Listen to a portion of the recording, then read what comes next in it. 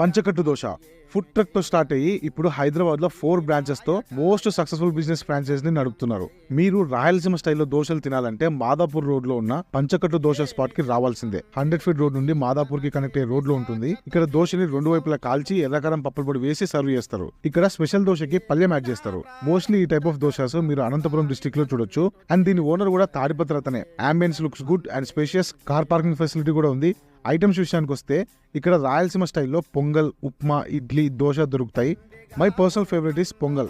రాయలసీమ స్టైల్లో దోశలు హైదరాబాద్ లో చాలా చోట్ల దొరుకుతాయి, బట్ పంచకట్లో మాత్రం పొంగల్ మస్ట్ ట్రై. అందమై గర్భంబు నుండయు పిండ రూపము దాల్చయుండు కదా, ఆ పిండ కోసము నిండు దినముల గండమేను గదా, అందున్న శ్రమ తల్లిదండ్రులైనను తెలియబడదు కదా.